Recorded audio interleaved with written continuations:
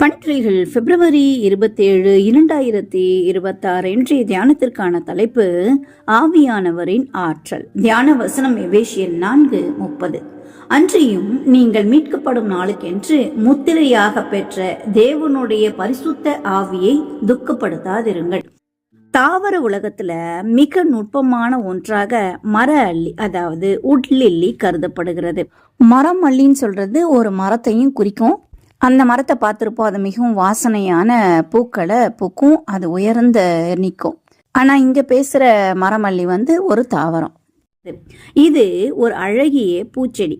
மரவள்ளி தன் பூக்கள் மற்றும் இலைகள் மூலம் ஒளி சேர்க்கை செய்து தான் வாழும் சக்தியை பெறுகின்றது. இவற்றில பூக்கள் மிக முக்கியமான பங்காற்றுகின்றன. அவை அள்ளியின் இன வளர்ச்சிக்கும் உணவு சேமிப்பதற்கும் முக்கியத்துவம் வாய்ந்தவர். ஆனா இந்த பூக்களை நாம் பறிக்கும்போது தாவரத்தின் வளர்ச்சியும் வாழ்வதற்குமான ஆற்றலும் பாதிக்கப்படுகிறதாம். அதற்கு பிறகு வேறு இருந்தாலும் அந்த தாவரம் வாழ முடியாம மெதுவாக வாடி இறக்கும் நிலைமைக்கு தள்ளப்படுகிறதாம். இந்த இயற்கை நிகழ்வு பரிசுத்த ஆவியானவரின் செயலை நம் வாழ்க்கையில வெளிப்படுத்துகிறது. பரிசுத்த ஆவியானவர் நம்மில் இல்லாமல் போனால் நாமும் அந்த வாடும் அள்ளியை போல வாடி மாண்டு போகிறோம். தாவீது பத்செபாளுடன் விபச்சாரம் செய்த போது, உரியாவை கொன்ற போது நாத்தான் தீர்க்கதரிசியின் கண்டிப்பை பெற்ற பின்பு தான் பரிசுத்த ஆவியானவரை துக்கப்படுத்தியதை உணர்ந்தாராம். மனம் கசந்து கண்ணீரோடு செபித்தார். உமது சமூகத்தை விட்டு என்னை தள்ளாமலும் உமது பரிசுத்த ஆவியை என்னிடத்திலிருந்து எடுத்துக்கொள்ளாமலும் இரும் என்று ஜெபித்தார் என்று சங்கீதம் 51:11 நாம வாசிக்கலாம்.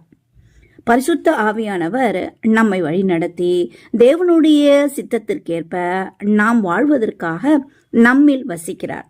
அவர் நம்மில் இல்லாமல் போனால் நம் ஆவுக்குரிய வாழ்வு நோயுற்று பாவத்தின் ஆட்பட்ட நிலைமையில முடிவடைகிறதா.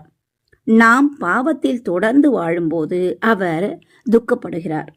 எபேசியர் 4:30 பவுல் சொல்லும் துக்கப்படுத்தல் என்பது ஒரு நெருங்கிய உறவில ஏற்படும் வலிய குறிக்கிறது. பரிசுத்த ஆவியானவர் நம்மில் இருக்கிறார் என்றால் நம் பாவங்களால் அவர் துக்கப்படுகிறார். இன்றைய கால சூழ்நிலை பலர் வெளிப்படையாக பாவம் செய்யாமல் இருந்தாலும் பரிசுத்த ஆவியின் பணியை அறவே புறக்கணித்து ஏமாற்றப்படும் நிலைமைக்கு சென்று விடுகிறோம். நம் ஆவிக்குரிய வாழ்க்கையில வேறு இருக்கும் போல தோன்றினாலும் பரிசுத்த ஆவியானவரோ உயிரும் இல்லாத நிலையில இருக்கிறோம்.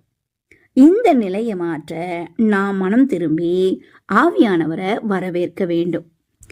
அப்படி செய்யும் போது நாம் தேவ பலன் அடைந்து ஆண்டவருடைய வேலையை செய்வோம். சாட்சியான ஒரு வாழ்க்கையையும் கூட வாழ முடியும். அப்படிப்பட்ட வாழ்க்கையை ஆவியானவர் நம்முடைய வாழ்க்கையிலே வந்து செயல்படும்படியாக நாம் ஜெபிப்போம். தேவன் நம்மை ஆசீர்வதிப்பார். இந்த நாள் உங்களுக்கு இனிய நாளாய் இருக்கட்டும்.